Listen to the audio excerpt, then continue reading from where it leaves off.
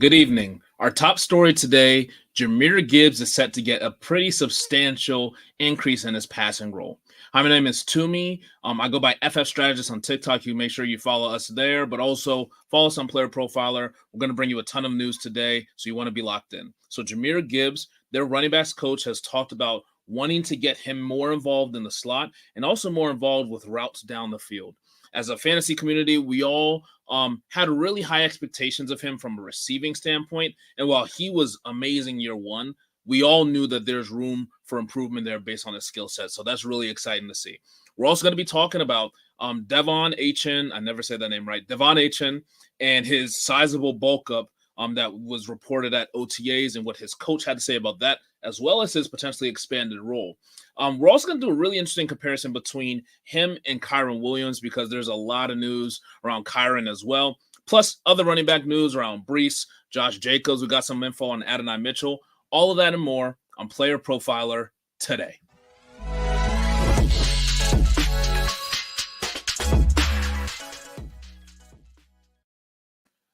All right, good evening, guys. Like I said, our top story today is the Lions running back coach Scotty Montgomery said the team wants to use Jahmyr Gibbs more in the slot and down the field. So I'm going to give you the quote exactly. To go from a passing game standpoint is to go to the next level. I do think there's a certain difference between being a really efficient check down versus a great route runner, a guy that can run all types of routes. We know we've seen him do those things, but now you can go into the slot and a little bit more down the field, some intermediate stuff. Can we continue to grow him there? And that's what we're trying to do. So that is incredible to hear. For a player who's still strangely at a very early second round ADP, which I think is nuts. I think he needs to be solidly in the first round. That is amazing to hear, especially when you pair it with the previous report we got from Brad Holmes, the GM of the Lions, where they talked about him getting a heftier workload in 2024. And so for me, I am buying hook, line, and sinker into this news. Now, one thing I'm going to start to do on this show is to make sure that we start to parse through what the actual coaches are saying and how much validity we would ascribe to it. One of the places that does a really good job is Coach Speak. They go through and they basically rate how reliable a coach's commentary is, whether they're truly just giving Coach Speak that means nothing, whether they're being very truthful about injuries, transactions, usage, and playing time. And so looking at this team, we don't have a breakdown of like the running backs or the GM, the running back coach or the GM, but we do have Dan Campbell. And so you just assume the culture is the same as what Dan Campbell does from the podium. He is one of, if not the most reliable coach speakers we have when you talk about predicting what's going to happen next. Like literally from transactions, usage, injuries, all of these things, he seems to be 100% honest Abe about it. And so that's why, to me, I take a lot of credit for these types of comments around the back like Jahmyr Gibbs. They were pretty straightforward with us coming into the season, like what his role was going to be. And they were, that's exactly what it was to begin the season, even to our chagrin. And so I do think if they're talking so plainly about it, we're going to see that uptick. So he only had 9.2% of his routes out of the slot last year. And I think that's going to have a sizable increase based on these comments. And you may ask yourself, like, so what does that actually mean to me? Like, what is that going to mean for us? So while he had 3.5 receptions per game, which honestly is not too bad, that's 9th in the league, he was only at 6.1 yards per reception. And that put him at 30th amongst all qualified running backs on Player Profiler, if you check the stat. For a player who in college never got anything less than 10.1 yards per reception in his career, like I was already thinking that was going to take a sizable jump up. But if you just think about the types of routes he may be running now that are not just check downs, that number is going to go up pretty good. So even if his reception stayed the same or even had a slight uptick up, that increase in yardage, if he gets you closer to the 10, 9.5, 10, 11 yards per reception, that is a significant boost in his fantasy production.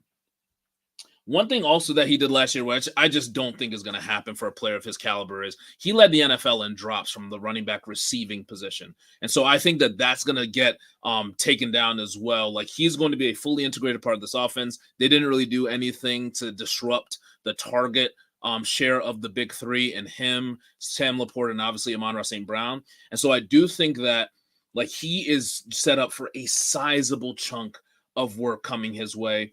When you actually look at it, I think because of this higher number of deeper targets, uptick in carries that they referenced with his workhorse load, continued red zone work, which was kind of surprising when David Montgomery was in the game. He was sometimes still scoring down in the red zone.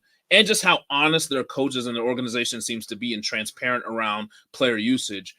I think he is a massive, massive, massive steal in the second round. So you got to take him wherever you can.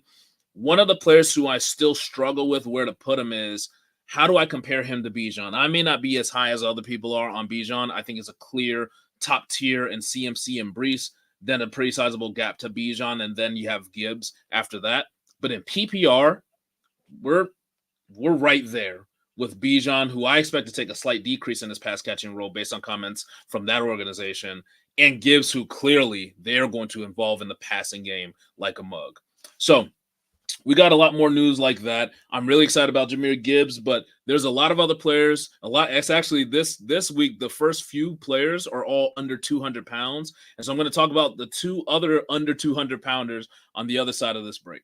This episode is made possible by Underdog Fantasy, and Underdog Fantasy is the leader in best ball. When you go to join an Underdog Fantasy best ball draft, it fills very quickly. Especially now, it's Best Ball Mania season, baby. Best Ball Mania 5. I can't believe they're at Best Ball Mania 5 already.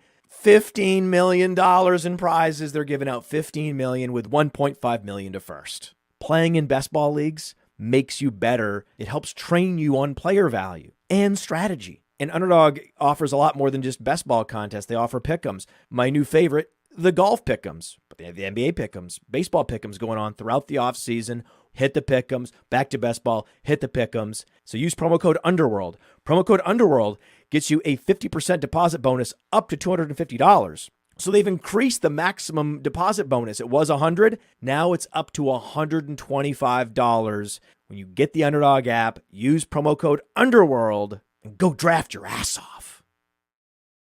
Go draft your ass off. We have the NBA Finals coming up, so this is a great time to get into the pick'ems. It's a great time, obviously, to get into best ball from a football perspective, because that is, again, one of the best ways you can improve your skills at drafting prior to when the rubber meets the road for you with your hometown leagues. All right, so next story, again, under 200-pound player, or maybe not under 200 pounds anymore. All right, so it's about Devon Achane. Head coach Mike McDaniel said that Achane has made some strength gains and improved his understanding of Miami's offense. So the exact quotes that I pulled from the conference were, from a full offseason program, it allows him more ways to be at the point of attack to play within the offense, and that's what this offseason really provides him. Seeing some strength gains, and you can tell by his body, he's put in some work. I'm really muddling this up. He put some work into it, and then him just understanding everything about our offense so he can be a big part of it as possible. That's his goal. So, again, let's just take a look before I dive into exactly what he said. The coach speak meter on him. Mike McDaniel's another honest Abe, very transparent about injuries, usage, obviously workload, which really matters here, and transactions and other things like that. And so I'm going to put a little bit of stock into what he's saying about being impressed with Devon Achane's body, the way he came in really ready to go coming off last year, his understanding of the offense, and really what this offseason allows. He was really stressing how coming out of the draft, which will be important later, coming out of the draft, he didn't really have as much time to fully digest the complexity of that system. But this full offseason, coming in bigger body, but also coming in with a full offseason program, is going to help him be a more pivotal part of the offense. So we all remember last year, I mean, this man went bonkers last year. Started with that 70-20 win over Denver, where he just went crazy with Raheem Mostert. But I mean, he's a tiny player, and he missed 6 games due to a knee injury. He only weighed in at 188 pounds last year, but there are some recent pictures of him reporting to OTAs that show sizable bulk. I included it in the thumbnail of this episode today, but you can tell, like, just if you do a side-by-side comparison, it is a night and day difference. Like, I do expect him to report as close to 200 pounds as he's probably been within the last few years. Like, he's gotten sizable bulk, especially in the shoulders, and just he looks like a thicker build. That should definitely help him. Um, it is really interesting to see how efficient this guy was, even with his spotty play, like spotty appearances, rather. He only played in 11 games, but he scored a touchdown in every single game, averaging 7.8 yards per carry. Now, I do not expect him to continue a historic pace from an efficiency standpoint like that. But even if he comes down slightly, he's still significantly above average in all of those respects. And the thing that's just really interesting, again, is how reliable Mike McDaniel's coach speak is with what they're talking about his role being in this offense. I'm expecting him to be fully integrated into this offense where they're going to be utilizing him as the quote unquote lead back. I don't think in Miami there's ever going to be a guy who's going to get you like 250 carries. I mean, Mostert had a great year last year. He barely got you over 200. But I do think that Achane will be the centerfold of the rushing attack this year. And so my headline on this is I'm perfectly fine taking Devon Achane in the late second round, maybe even closer to the middle. Like, I am a huge fan of him. He's one of the more controversial prospects this offseason because there are some people who think like he should absolutely not even be in the top 3 rounds just because he's injury prone.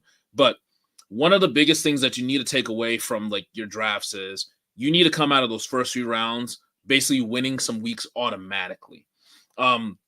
With your first round pick, you should be clearly getting a player who could dominate their position and win you a week. And in the second round, as you can kind of like cascade down the running backs, there's not that many of those guys who could just go out there and crush you a week. There's some guys who are going to give you solid weeks for sure. But a guy like Devon Achane can go out there and annihilate the other team on his own. And so I'm perfectly fine taking him in the second. One thing that I've noticed in my drafts, like doing a ton now, in redraft in particular, is if I'm going like with one of the top first round receivers, let's say you got the pick 105, I love just taking whoever the last top receiver is available right there. And then you pair that person with the Devon Achane. I think that's a great way to start. Again, you possibly are winning your week at wide receiver and running back. But if you feel still a little concerned about his injury risk, I don't mind pairing him with another like really solid running back relatively soon after that. So I have seen Derrick Henry going in the round 3. I love the pair of Devon Achane and Derrick Henry. I think that Derrick Henry has a ton of touchdown upside this year. Maybe you go with like Etienne, who just feels really safe. Even if his carries come down slightly, he's still the workhorse there. So if you want to do some sort of pairing like that to feel safe, that's great. But I'm not going to be scared. I'm not playing scared with Achane. Go win your week and take him. All right. Sorry. One thing I also wanted to address. So obviously we have the injury concern. That's one of the reasons why people are kind of scared off of Devon Achane. So I've addressed that and how you could potentially like accommodate that. The other concern that I keep hearing all the time is about Jalen Wright. And I love Jalen Wright. I think he's a great prospect. I was really hoping he went to a place like Minnesota. I was hoping that he was going to go to I was really hoping he was going to go to the Rams or to Dallas. Like he felt like a great fit in some of those schemes. And he's a great fit in this scheme. I mean, speed kills, and they only have 4 threes in their backfield, so that's great. But to me, when I saw them draft him in the 4th round, I did not immediately say, all right, Devon Achane, he's going to really have to fight against Jalen Wright this year. What I initially thought was, and I still believe is, Jalen Wright is the long-term Raheem Mostert replacement. Even if you look from like a body type, like they are very similar in size, speed, even in play style, like they're really very similar in that respect. And like I said about Devon Achane when I was talking about Mike McDaniels earlier, this is a complex system. Achane wasn't playing for multiple weeks to start the season. And then in that Denver game, he really took off. Like it's not an immediate that Jalen Wright's going to come in there and it's going to be a 30-30-30 split. I don't think that's going to happen at all. I think that he's going to be the clear third guy. And if there's any sort of injury, that's when he's going to step up his production. But prior to that, I'm not concerned about Jalen Wright. Now, just thinking again about the Raheem Mostert replacement, Raheem Mostert is 32. While, yes, he's been relatively healthy in Miami, over the last 3 years, I want to get this right. So over the last 3 years, Mostert has missed over the last few seasons since 2019, he's missed 27 games. In 2019, I believe, is the year they went to the Super Bowl, and he had his best year in San Fran. He's not been the same since until last year where he blew up for 18 touchdowns. And so Coming off of that checkered injury past, being that he's 32, which is way beyond the years that running backs start to fall off a cliff, and the fact that he just had so much work last year, it is not a surprise that they wanted to reinvest in their backfield to ensure themselves that if Mostert goes down, which unfortunately seems like it's a decent probability, they are not going to have to now overload Devon Achane, even if he's bulked up with over 200 plus carries. I think that the plan is we have Raheem Mostert insurance, but Raheem Mostert and Achane are going to be the guys until proven otherwise. So that's why, to me, I'm not concerned at all about Jalen Wright taking away from Devon Achane. Okay? There we go. He will be the focus of the offense from a running perspective. I still think they're going to be a pass-first team. Or not a pass-first team, but they're going to be a heavily passing team. All right, so the next story, and it's going to tie back to Achane at the end of it. So Kyron Williams went through an up-tempo workout this week with athletic trainers, and so it's at least good to see while he's not practicing, he's at least able to move on that foot. The way that Sean McVay described Kyron Williams' injury, and again, to remind you guys, he has a foot injury that is completely having him miss all of OTAs. And so what Sean McVay said is he called it a little foot issue, and he didn't just say exactly what the injury was, but it's nothing to worry about. That's his words exactly. And that Williams is champing at the bit to get back out there. So obviously he said all that stuff. Now, again, let's take a look at coach speak to see how reliable Sean McVay is. And again, I mean, third honest Abe in a row. He is so transparent. It's funny. The quote that they have on coach speak, and they have like funny little quotes under each one, is McVay speaks so candidly about injuries, he may become the first coach to get popped for a HIPAA violation because he's so honest. But that's at least tells you if you're one of those people who's like a Kyron Williams diehard. Kyron Williams, I believe he's going to be healthy. He's going to be ready to go, and he's still going to be the number one running back on that team when the season starts. I'm not one of those people who thinks just because Blake Corum got there that he's now going to dominate carries. I think that's like really damn ridiculous, but Blake Corum is going to be a factor. And so that's really the reason why he still kind of scares me in the second round. I'd rather take my shot on Achane. I'd rather take my shot on some other players like ETN at the latter part of the second round. Definitely like a Josh Jacobs over him too. I just worry about the touches that are going to be lost to Blake Corum. They invested a decent amount of capital in Blake Corum. Blake Corum is amazing at goal line, and Blake Corum apparently has been tearing up OTAs as well. So, again, I think Kyron Williams is the starter. He's going to get the carries if he's on the field. It's all about health with him, which he struggled with. And I think you're going to be losing some end zone opportunity with Kyron. So I do think that there's major bust potential for another running back who's under 200 pounds. But so you may be thinking you just waxed poetic about Devon Achane, under 200-pound running back with injury history. But you're just kind of dumping all over Kyron Williams, who also had a better year, missed less games, and is also under 200 pounds. So what, like, make it make sense, bro. Make it make sense. So I'm going to do right now is compare Devon Achane to Kyron Williams and why it is not a question that Achane is a better prospect this year than Kyron is for a couple of reasons. So again, both under 200 pounds, assumedly, and both missed time with injuries. The first thing I got to start with is the pedigree.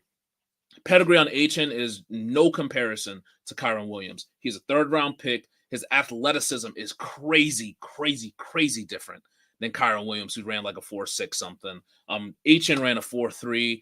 Kyron Williams was undrafted. Achane was a third-round pick. Like, there's very clear difference here. And, I mean, Kyron is a second. He's going on to his third year, but he was a second-year player when he had his breakout. Achane had his breakout immediately upon touching the field against the Broncos that week, so in his first year. So that's the first one. Next one is the scheme. So while the scheme may not be the biggest factor in the world from an injury standpoint, the way that the Dolphins run their scheme, it really is like you're not getting as many direct shots. Maybe that's another reason why Mostert has just done a better job staying healthy in this scheme. I mean, it's the same scheme in San Fran, so that doesn't really make sense. But as far as Achane goes, it's a wide zone run scheme, and it kind of puts him in space. Again, less direct shots. When you think of Kyron Williams and what the Rams do, they've really converted to a power gap scheme. And so what that means is instead of like your linemen running side to side and then the running back picking the gap and like shooting up the field with their speed, like in the Dolphins, on the power gap scheme, you got those chunky guards, centers, and they're pushing forward, and they're just really trying to control gaps. And then the running backs obviously hitting a hole wherever the gap is. You got to churn through some defensive tackles in that scheme. You got to turn through some big middle linebackers. And so again, for a player who's so small and been so injury prone in Kyren, literally the scheme makes you more susceptible to injuries in that type of respect if you're not like a bigger back who can deal with that. And I mean, Corum, who's not massive or anything, he's bigger than Kyren. So that's another factor.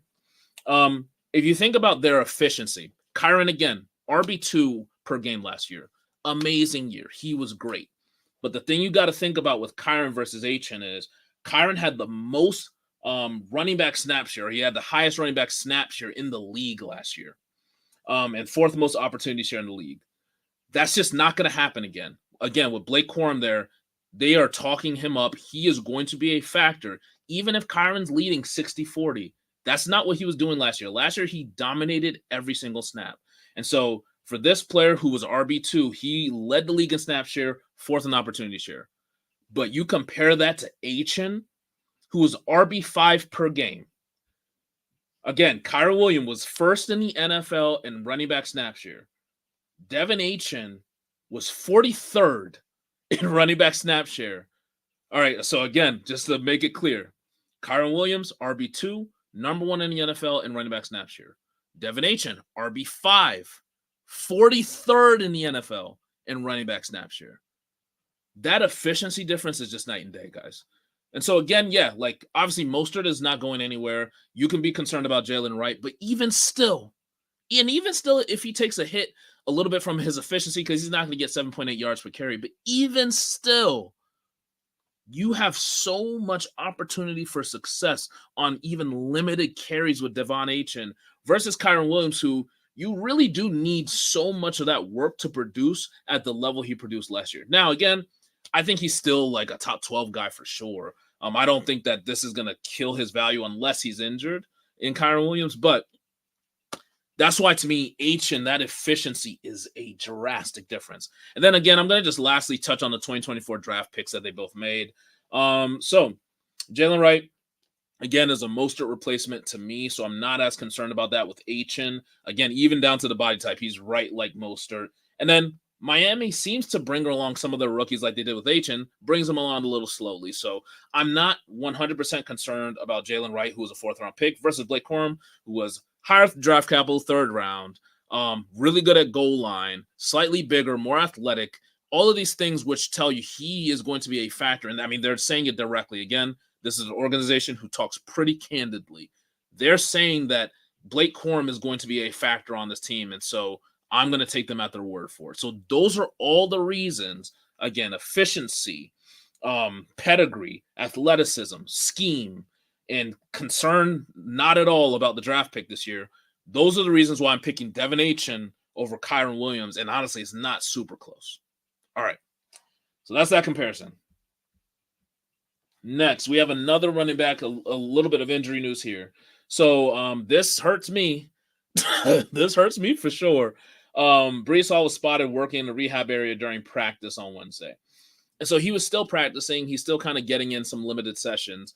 But this is not great. You don't want to see him dinged up with anything. We're not sure exactly what this is. I've not been able to find exactly what the injury is to really note what it is specifically. I'm just rambling. But it sounds like they're being more precautious than anything. They had some recent wide receiver injury news that I'm sure is a factor here. So Mike Williams, he still has no timetable to return to practice. And so that's not good because we don't know when we're going to get him back.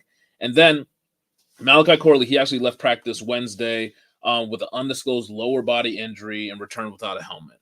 And so because of that, I'm sure they just want to make sure they're being like, let's just cool out on Breece. We're about to like give him a ton of work and let's just make sure that he's healthy going into the season. But it's just something that gives you a little pause. Like you just want to keep an eye on these types of things. And again, never overreact, but just keep an eye on that type of stuff. I still think that Breece has the upside to be the number one back in fantasy. Truly, I truly do that. But you just have to consider that. I mean, this is how I think about it. If I'm an NFL team and I have Breece Hall and I'm hopefully going to make a playoff push like the Jets are hoping to do, Would I overload this guy with carries? Obviously, if I need to win the game, sure. Of course, I'm going to give him a ton of work. But the second I can get him out of a game, I'm going to do it. And so I would not be surprised if we see more Braylon Allen than I would like to see. It does seem like Braylon Allen is starting to take the reins of the second string role here. And I do think if you're taking Breece Hall in the first round, throwing Braylon Allen on your team for free at the end of your draft, if you have a deep bench, I think is a great play because I do think he would have some decent value if he was going to get a starting job if Breece went down with an injury. Knock on wood, that doesn't happen. But it's just something, again, to consider. I think an NFL team would be smart to make sure that they are watching Breece Hall's workload throughout the season.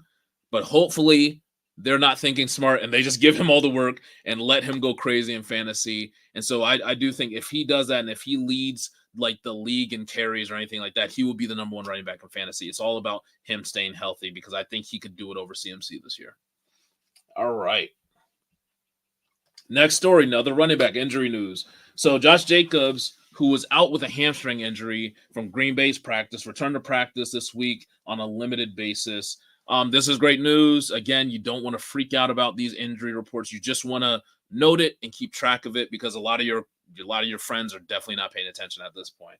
And so, yeah, you don't want to freak out about it unless this pops up again, because the thing that concerns you about this type of injury that we know about is it's a hammy.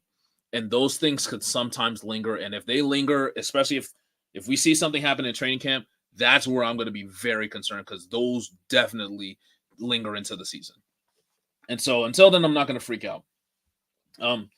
Josh Jacobs, he's had a ton of carries in his career. Like he's a ton of carries in his career, but he's still only 26.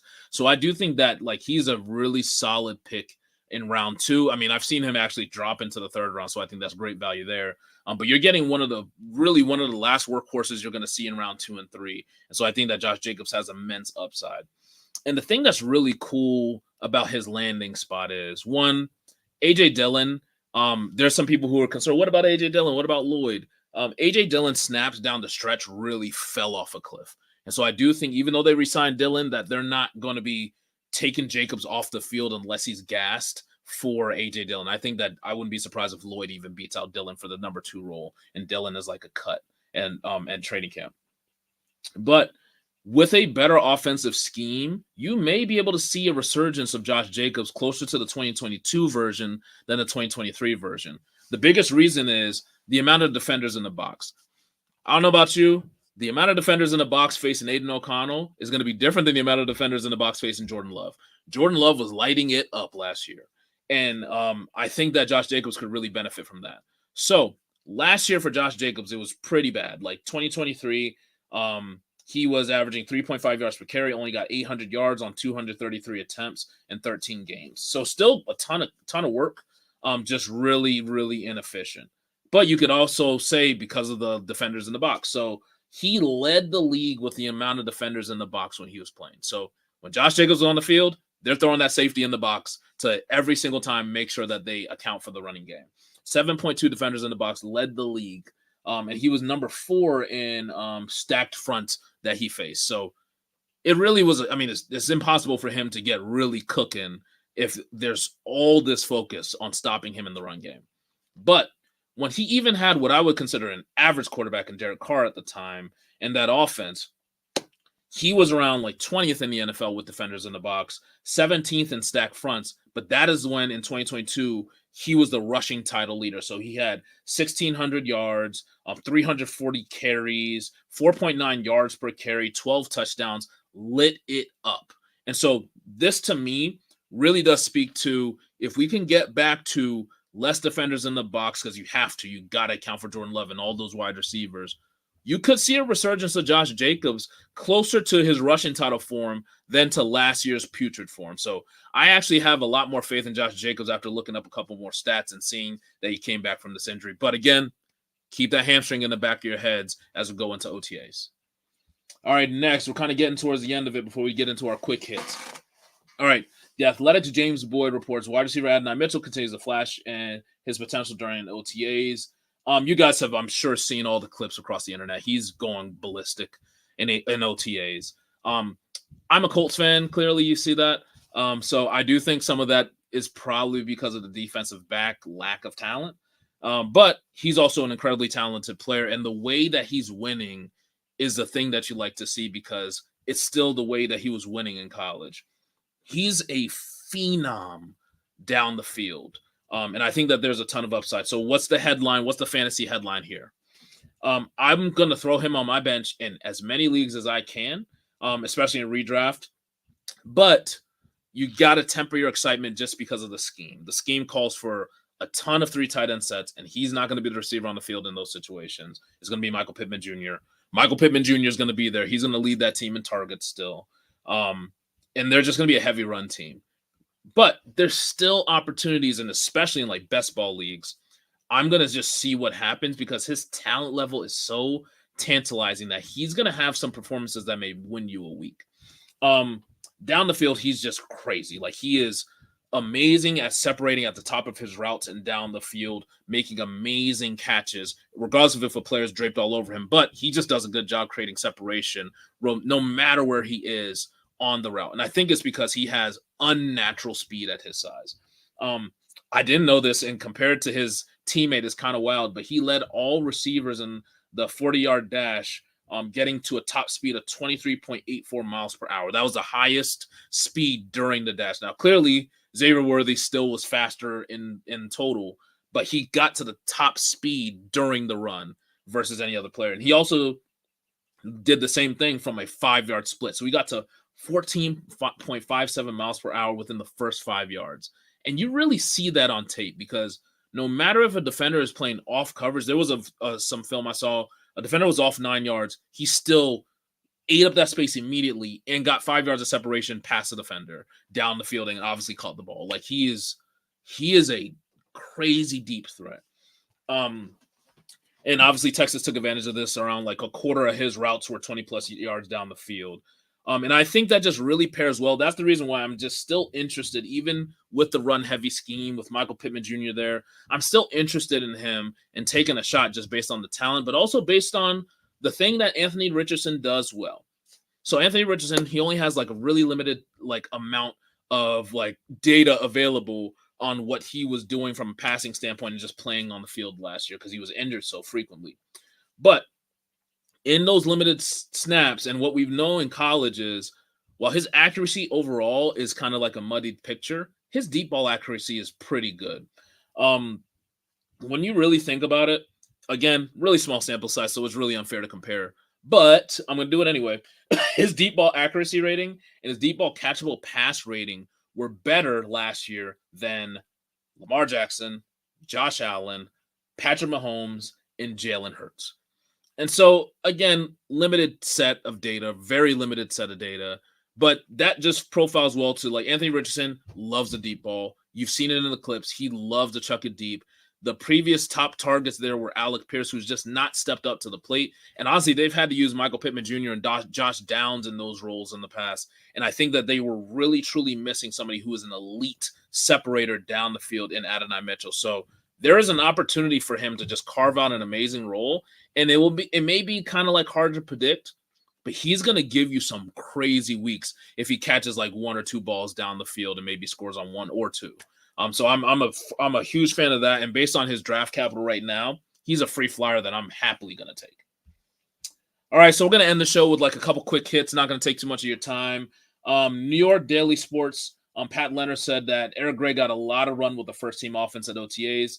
I think the biggest headline here is he's not going to be splitting 50-50 with Devin Singletary, but I do think that Eric Gray is the clear backup there. And if anything happens to Singletary, or if they're unhappy with Singletary's work, they're going to give Gray the touches over Tracy. I think the fantasy analysts have just gotten so in love with the idea of this wide receiver turn running back and Tracy, who they drafted in the 5th round. And I just don't think it's going to happen this year.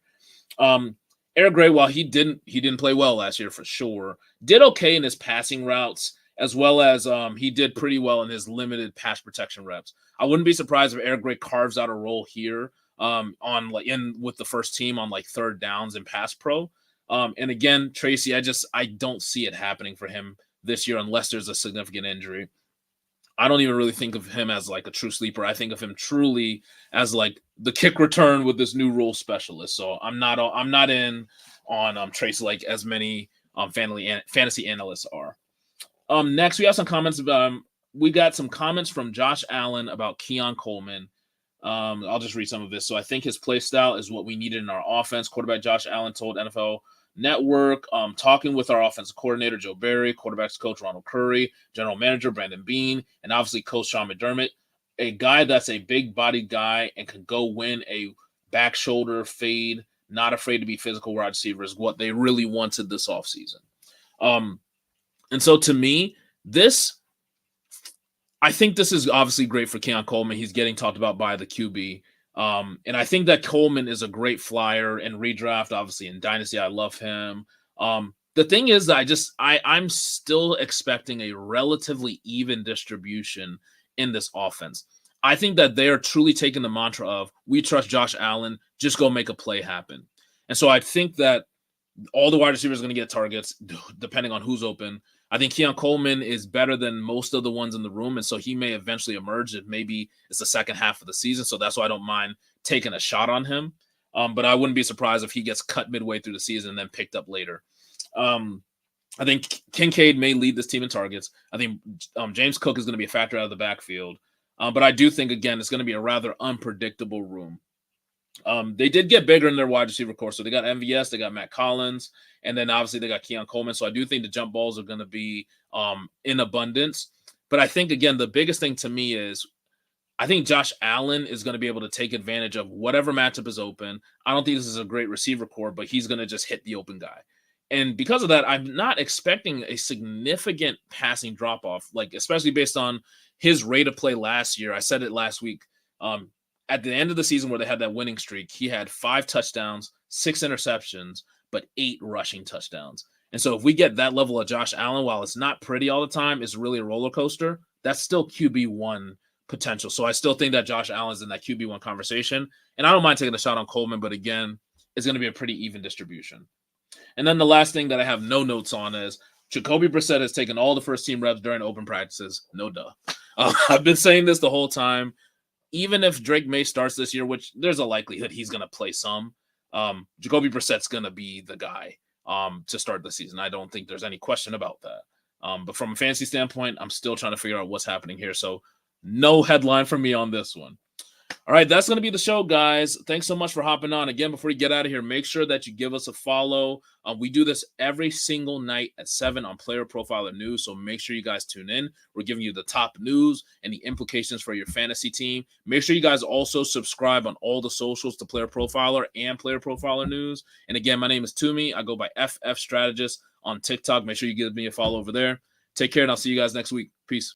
From the Podfather to you, I deeply appreciate you tuning in. And many ask, what can I do? What can I do to help support the hosts, the research they do, the production costs? Go to playerprofiler.com, Dynasty Deluxe, World Famous Draft Kit, Rankings, DFS Dominator, and of course, data analysis. Subscribe to any one of those, and you support all of us and take Player Profiler to the moon.